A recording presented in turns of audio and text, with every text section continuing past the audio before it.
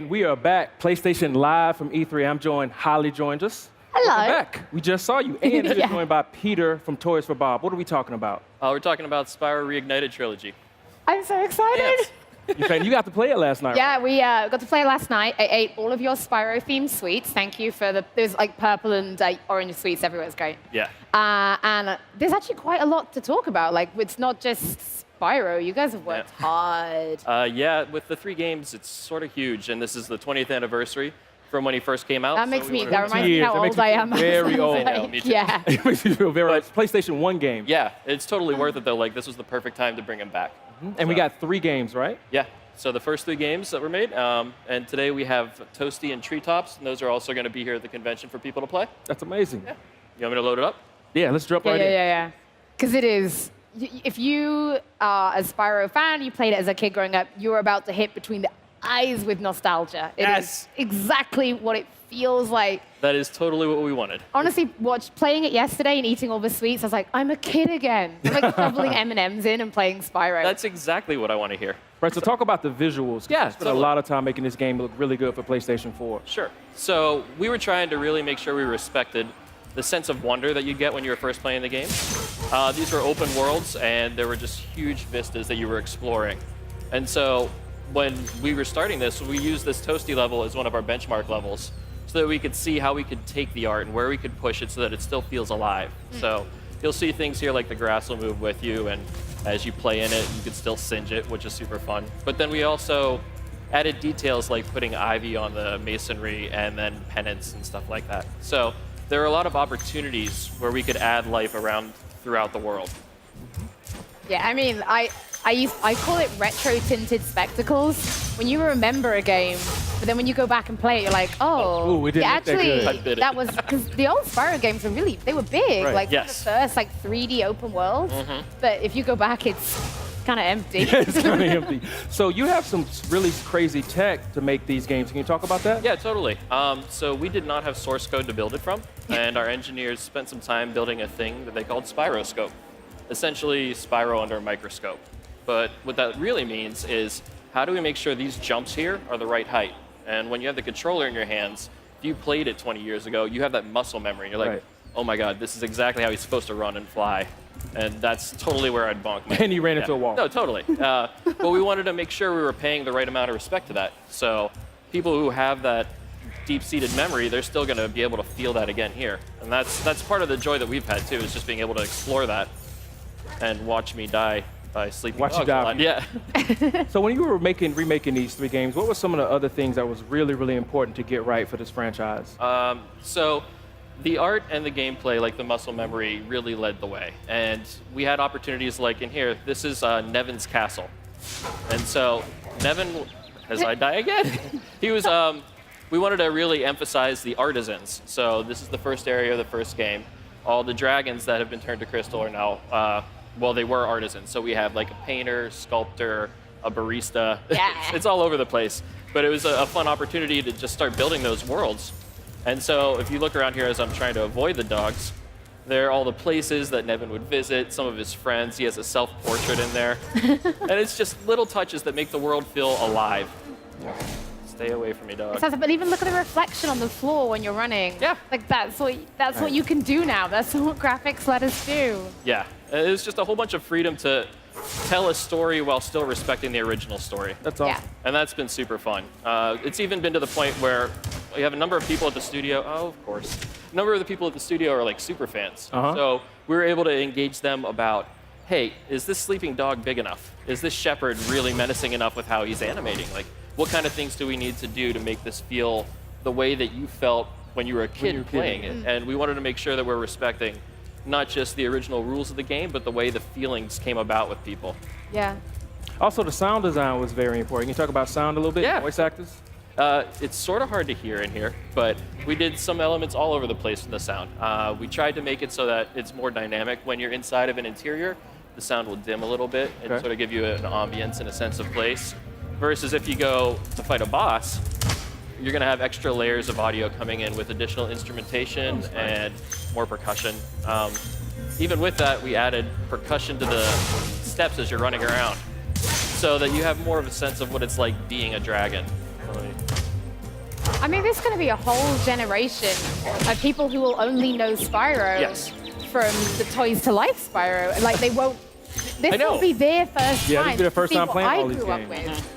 This is like, we like to think of this as a totally separate beast from Skylanders, which is cool. Because like this was the foundation that gave us inspiration to Skylanders in the first place. But we want to make sure that this is done justice the right way. The fans have really been outpouring their support with how much they like the original character and want to make sure that we're doing him right. And so that's totally on the forefront of everyone at Toys for Bob's mind. Now, since we're going to go see one of the dragons, I'm gonna it's a good time to mention the voice actors. Yeah, totally. So the voice of Spyro in the second and third games was Tom Kenny.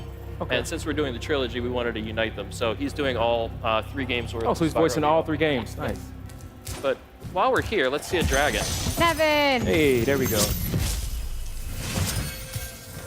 Didn't look that good 20 years ago. Has put one of his most devious henchmen in charge of the artisan world. Bring him on! I think I smell a barbecue. Be careful, Spyro. Toasty has many tricks up his sleeve. Oh, that part gets me. I love it because we're able to keep the same audio, like the spirit of the original audio, but then through a lot of the models, you're getting a lot more gesticulation in the acting there. So even like when Spyro is doing his little wiggle as he's jumping, it's just sort of like, oh, I love that. It's awesome. Yeah. So here is Toasty. I swear I did better yesterday. We were talking about this yesterday. You're like, oh, I don't know. Yeah. So Toasty is actually a disgruntled sheep dressed up as a scarecrow. I'm gonna chase him because he's hilarious when he runs. The noise, the pitter-patter of the feet, Yeah, the just pitter-patter. brings back that memory to me. Yeah. These are my favorite comments now. Oh my god, why don't they just get someone who can play the game? Yep. You're like, dude, he's making be it. great. Like, he's made the game. Like, you make the game, you should be an expert at it, right? Yep. That's the lie that we always tell everyone. You should be I'm an passionate expert at about dying. it. That's what's more important. So the Spyro series has a rabid, really active fan base. How has the fan reaction been so far? We've seen a lot that we've loved too. People have been outpouring how they're feeling about the design of the characters, and it's just been sweet to see. Look at Toasty. A lot of times, a lot of times the studio will actually look through some of the comments just as inspiration. Nice. It helps people feel like just super pumped to get through the rest. Yeah, your work is definitely appreciated.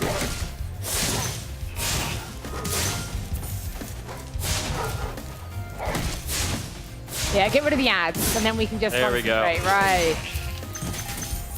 Get there eventually. You did it! So yeah, this is just a brief taste of the Spyro Reignited Trilogy. So, since we have a few minutes, do you Yes. think you could show us the time attack? So, Of course. I was very lucky. I actually got to see Spyro yesterday, as we mentioned. You did the demo of this time attack level for us, and you did a really, really good time. You did 1 minute 40, No Yeah. pressure. which Yeah. had knocked 10 seconds It off had. the best time before It was pretty so good. When we were chatting, I was like, I'm going to ask you to come and do this on the stage, and I want to Live. see if you can beat your own time. So we're looking for a 1 minute 40. The piece you missed is someone got to 128 yesterday at the end of the day. Yeah, it was awesome. It wasn't. Okay, we're not aiming. I'm not going to make you do a I'm gonna 128. aim for the 140. We'll do 140. Yeah. Yeah, the time attack stuff always makes my palms sweat, so you did very, very well. Rob from PlayStation Access did this, and he got 2 minutes. So. Oh yeah. Sweet. So on this particular mode, so that you're concentrating, there are certain things we have to destroy, and you have to destroy all of them before the time runs out. If you do it successfully, it adds additional time so that we can keep flying. And that is the challenge. These planes are the bane of my existence in this level. You've got this. Ramon's watching this like, hell no. He's like, hell. Not happening. Looks like you're making good time.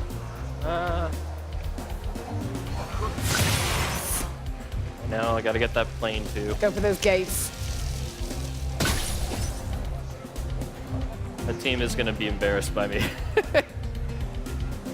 There he is.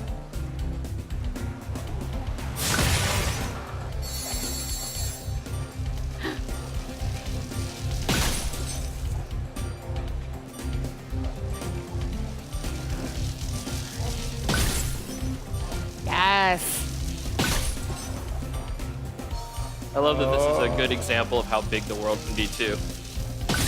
Even as I know I'm about to lose.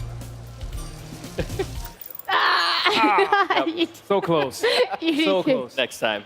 You could get it next time. Yeah. So is there anything else you'd like to tell the fans out there about Spyro? Yeah, the Spyro Reignited Trilogy is coming out September 21st, PlayStation and Xbox, and $39.99 in the States. I don't know the other regions that well. I'm sorry. Well, thank you so but yeah. much for showing and doing Thank it you on the so game much for the time. I really appreciate it. Thank you. Yay, I'm back in my childhood again. Yeah. All right, that's it from us, but we'll be right back with more live from PlayStation at E3. PlayStation